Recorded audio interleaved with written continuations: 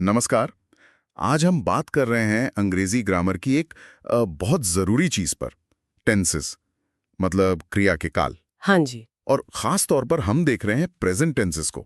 हमारे पास ना कुछ नोट्स हैं, किसी ने अपने समझने के लिए बनाए लगते हैं। अच्छा। तो हमारा काम है इनमें से जो काम की बातें हैं वो निकालें और थोड़ा आसान बनाएं। ऐसा लग रहा है कि फोकस नियमों और उदाहरणों को बिल्कुल साफ-साफ समझने पर है इनमें। हाँ बिल्कुल। अंग्रेजी में अपनी बात सही टाइम के हिसाब से कहने के लिए टेंसेस समझना वो तो बहुत ही ज़रूरी है। सही। और ये नोट्स, जैसा आपने कहा, 4 खास प्रेजेंट टेंसेस पर फोकस करते दिख रहे हैं। तो कोशिश रहेगी कि इनके नियम और उनका जो पैटर्न है उसे थोड़ा आसान भाषा में समझाएं। हाँ, और वो जो उलझन वाली जगह होती है ना, उन पर थोड़ा ज़्यादा ध्यान देंगे, है ना? हाँ हाँ बिल्कुल, नोट्स से कुछ वैसा ही इशारा मिल रहा है। ठीक है, तो शुरू करते हैं। पहला है प्रेजेंट इंडेफिनिट, या जिसे सिंपल प्रेजेंट भी कहते हैं। हाँ, सिंपल प्रेजेंट। बिल्कुल सही। नोट्स के हिसाब से पहचान है, हिंदी में ता है, ती है, ते हैं, ता हूं, और इस्तेमाल होता है आदतों, रूटीन या यूनिवर्सल ट्रूथ के लिए, जैसे सूरज पूरब से उगता है। बिल्कुल सही। Habits, routine, facts. इसका बेसिक नियम है सब्जेक्ट प्लस वर्ब का बेस फॉर्म V1, मतलब क्रिया का मूल रूप, plus object. Okay, subject plus V1 plus object. लेकिन यहाँ एक बहुत ही जरूरी पेंच है जिस पर नोट्स सही जोर दे रहे हैं। अच्छा, क्या? अगर सब्जेक्ट सिंगुलर है, यानी ही, शी, इट, या कोई एक नाम, तो हम क्रिया के बेस फॉर्म V1 का इस्तेमाल नहीं करते हैं। नहीं करते तो फिर? हम क्रिया के उस रूप का इस्तेमाल करते हैं जिसके अंत में अक्सर S या ES जुड़ता है। नोट्स में इसे V5 कहा गया है, जैसे प्ले का प्लेज, गो का गोज, वॉच का वॉचेस। अच्छा, ये V5 वाला चक्कर। हाँ, और अगर सब्जेक्ट I, वी, यू, दे या कोई प्लूरल नाउन है, तब क्रिया का बेस फॉर्म V1 ही लगता है, उसमें S या ES नहीं जुड़ता। तो ये फर्क सिर्फ सिंपल प्रेजेंट के पॉजिटिव वाक्यों में है। हाँ बिल्कुल, सिर्फ और सिर्फ अफर्मेटिव यानी सकारात्मक वाक्यों में, और यहीं अक्सर गलतियां होती हैं। ओके, ये पॉइंट नोट करने वाला है। नोट्स के उदाहरण देखते हैं। मैं क्रिकेट खेलता हूं, अंग्रेजी में आई प्ले क्रिकेट। यहां आई के साथ प्ले V1। सही। लेकिन अगला है वह क्रिकेट खेलता है, अंग्रेजी में ही प्लेज क्रिकेट। यहां ही सिंगुलर है तो प्ले में S जुड़कर प्लेज V5 हो गया। बिल्कुल सही। कविता गीत गाती है, कविता सिंग्स सॉन्ग्स। कविता सिंगुलर तो सिंग का सिंग्स V5। ये V1 बनाम V5 का अंतर समझना ही पड़ेगा। यही कुंजी है इस टेंस की। और जैसा आपने कहा, ये V1 V5 का चक्कर सिर्फ पॉजिटिव वाक्यों में है। जैसे ही हम नेगेटिव या सवाल बनाते हैं, कहानी बदल जाती है। अच्छा, वहां क्या होता है? वहां हमें 2 नए हेल्पिंग वर्ब मिलते हैं, डू और डज। डू और डज, ये कहां से आए?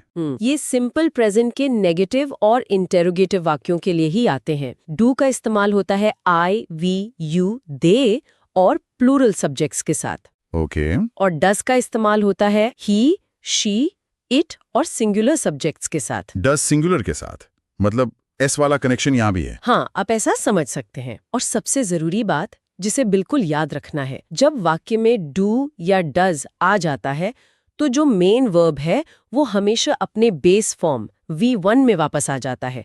उसमें फिर SES नहीं लगता, चाहे सब्जेक्ट सिंगुलर ही क्यों ना हो। हाँ, चाहे सब्जेक्ट सिंगुलर ही क्यों ना हो, क्योंकि डज ने वो SES वाली जिम्मेदारी ले ली है, अब वर्ब को फ्री कर दिया है। अरे वाह, ये तो बहुत ही जरूरी पॉइंट है। तो नेगेटिव वाक्यों में देखते हैं।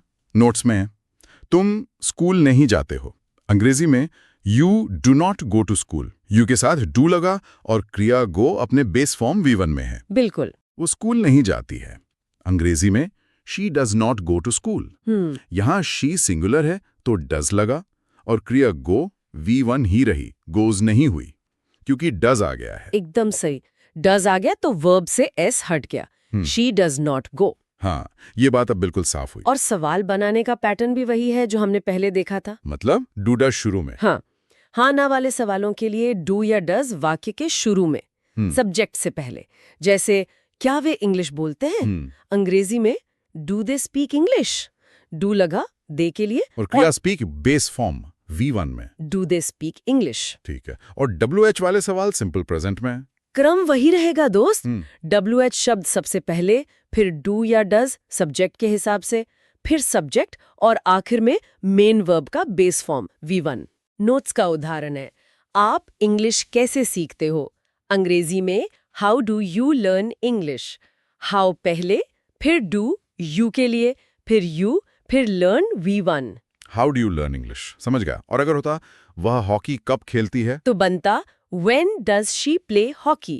When पहले, फिर does she के लिए, फिर she, फिर क्रिया play अपने बेस फॉर्म V1 में। When does she play? हाँ, ये do does वाला नियम और V1 का इस्तेमाल नेगेटिव और सवालों में ये बहुत जरूरी है। यही सिंपल प्रेजेंट का सबसे ट्रिकी हिस्सा है शायद। तो कुल प्रेजेंट कंटिन्यूअस टेंस। नोट्स में लिखा है कि हिंदी में पहचान है रहा है, रही हैं, रहे हैं, मतलब जो काम अभी हो रहा है। बिल्कुल, एकदम सही, जो बोलते वक्त चल रहा हो।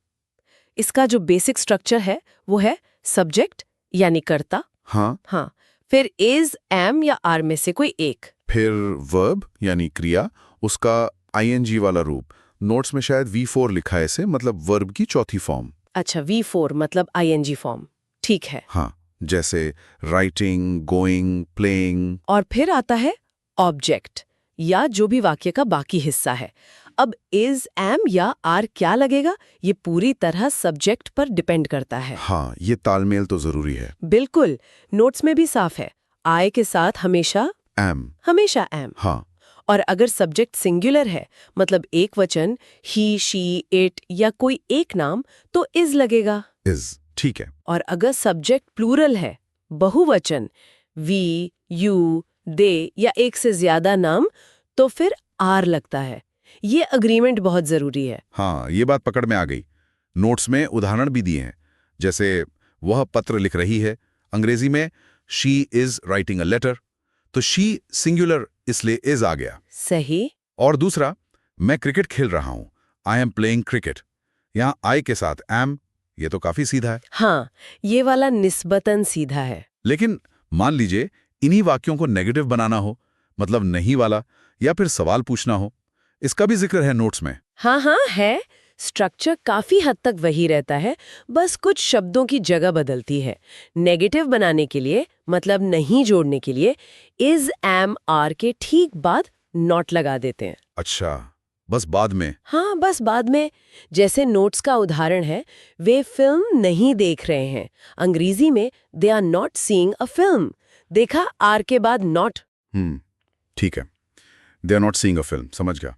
और सवाल पूछने के लिए, जैसे क्या वो कुछ कर रहे हैं? सवाल बनाने के लिए ये जो हेल्पिंग वर्ब्स है, इज, एम, आर, ये उठकर वाक्य के शुरू में आ जाते हैं, सब्जेक्ट से भी पहले। अच्छा, सब्जेक्ट से पहले। हाँ, जैसे क्या तुम उसे बुला रहे हो, अंग्रेजी में बनेगा आर यू कॉलिंग हिम। यहाँ आर सबसे पहले आ गया, फिर सब्जेक्ट यू, फिर बाकी चीजें। आर यू कॉलिंग हिम, ठीक है। और वो वाले सवाल जिनका जवाब हाँ या ना में नहीं होता, मतलब क्या, कहाँ, क्यों, कैसे वाले, नोट्स में उन्हें डबल इंटरोगेटिव लिखा है। हाँ, जिन्हें हम आमतौर पर WH क्वेश्चंस कहते हैं, व्हाट, वेयर, व्हाई, हाउ। हाँ, WH क्वेश्चंस। उनके लिए नियम थोड़ा सा और आगे बढ़ता है। सबसे पहले वो WH वाला शब्द आएगा, ओके। उसके ठीक बाद इज, एम, आर, ए आएगा सब्जेक्ट के हिसाब से, फिर आएगा सब्जेक्ट और फिर वर्ब की ING फॉर्म। अच्छा, क्रम बन गया। हाँ, नोट्स का उदाहरण लेते हैं। तुम कहाँ जा रहे हो, अंग्रेजी अनुवाद है वेयर आर यू गोइंग।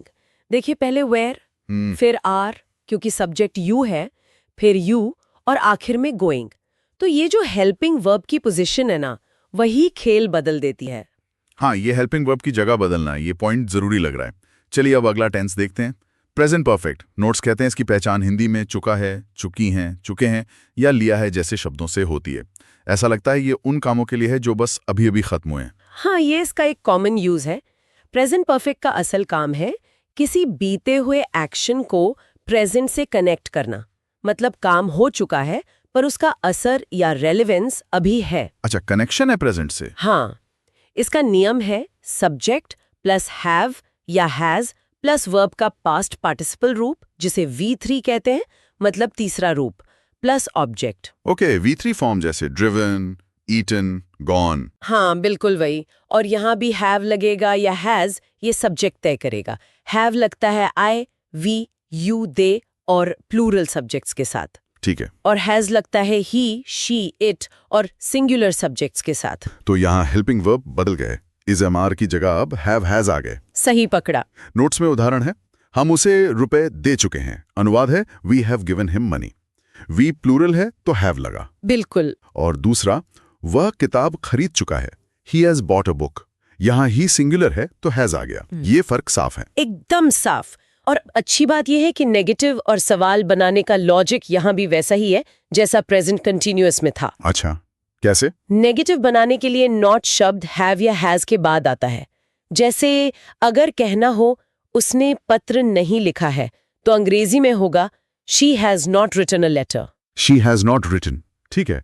और सवाल, क्या हैव हैज भी उठकर शुरू में आ जाते हैं? हाँ जी बिल्कुल। अगर हाना वाला सवाल है तो हैव या हैज वाक्य के शुरू में, सब्जेक्ट से पहले। जैसे नोट्स का उदाहरण, क्या वे फिल्म देख चुके हैं? अनुवाद है have they seen the film. Have पहले आया क्योंकि सब्जेक्ट दे है। Have they seen the film, समझ गया। और अगर WH वाला सवाल हो प्रेजेंट परफेक्ट में, जैसे वो कहाँ गया है? पैटर्न वही, WH शब्द सबसे पहले, फिर हैव या हैज सब्जेक्ट के हिसाब से, फिर सब्जेक्ट और उसके बाद वर्ब का तीसरा रूप V3। क्रम वही है। हाँ, नोट्स का उदाहरण देखें, वह कहाँ पहुंच चुका है। अंग्रेजी में where has he reached. Where पहले, फिर हैज क्योंकि सब्जेक्ट ही है, फिर ही और आखिर में V3 रीच्ड। तो बेसिक लॉजिक वही है, हेल्पिंग वर्ब की पोजीशन एडजस्ट करो। ठीक है, ये लॉजिक पकड़ में आ रहा है। अब अगला वाला, ये थोड़ा और कॉम्प्लेक्स लग रहा है। Present perfect continuous.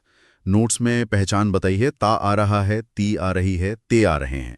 ऐसा लग रहा है कि ये उन कामों के लिए है जो पास्ट में शुरू हुए और अभी भी चल रहे हैं। हाँ, ये बिल्कुल सही समझ है। ये टेंस सिर्फ ये नहीं बताता कि काम चल रहा है, बल्कि इस पे जोर देता है कि काम कितनी देर से या कब से चल रहा है। अच्छा, ड्यूरेशन या स्टार्टिंग पॉइंट पे जोर। हाँ, इसका स्ट्रक्चर है सब्जेक्ट प्लस हैव या has plus been plus verb की ING form V4 plus object. Okay, इसमें बीन भी जुड़ गया। हाँ, बीन और V4 ING दोनों। हैव हैज का नियम वही है जो प्रेजेंट परफेक्ट में था, सिंगुलर के साथ हैज, बाकी के साथ हैव। हाँ, और यहीं पर नोट्स में सिंस और फॉर की बात जोर देकर कही गई है। ये वाकई एक जरूरी पॉइंट लगता है। बहुत जरूरी है इस टेंस के लिए।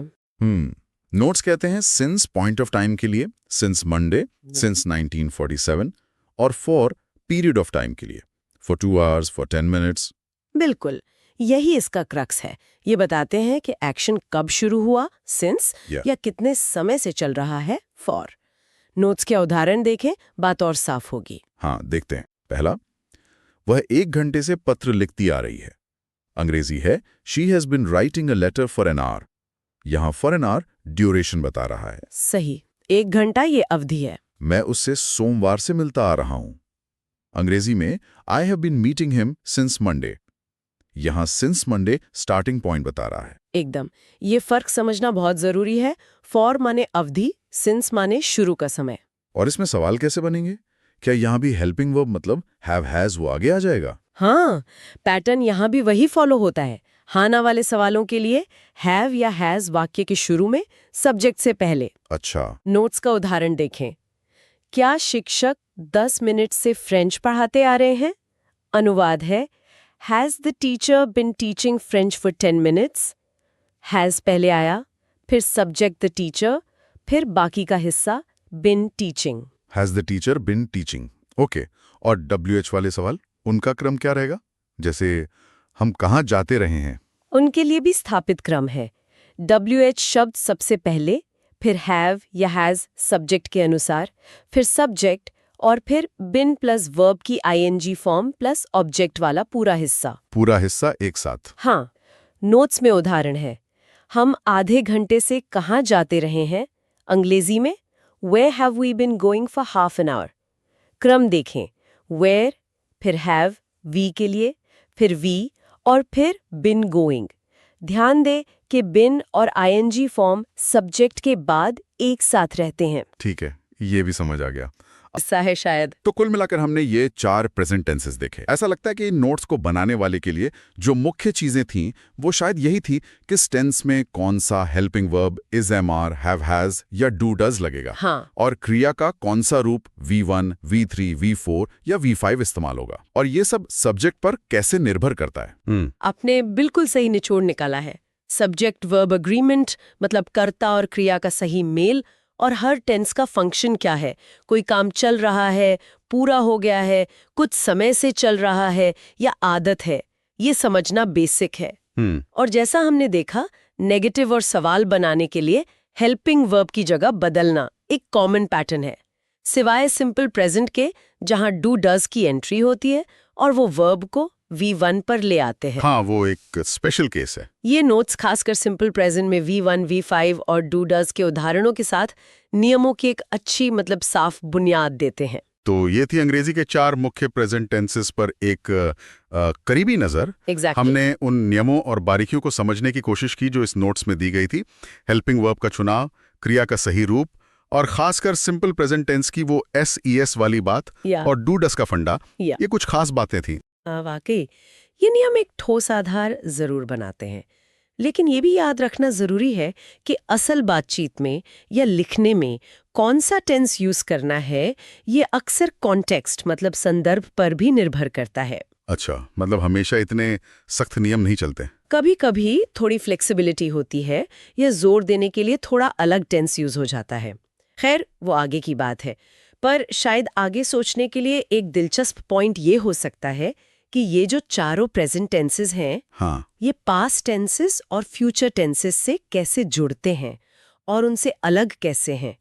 इससे अंग्रेजी में टाइम को एक्सप्रेस करने की जो पूरी पिक्चर है ना, वो शायद और ज्यादा साफ हो सकती है। हाँ, ये तो आगे की चर्चा के लिए एक बढ़िया आइडिया है, पूरी टाइमलाइन कैसे बनती है।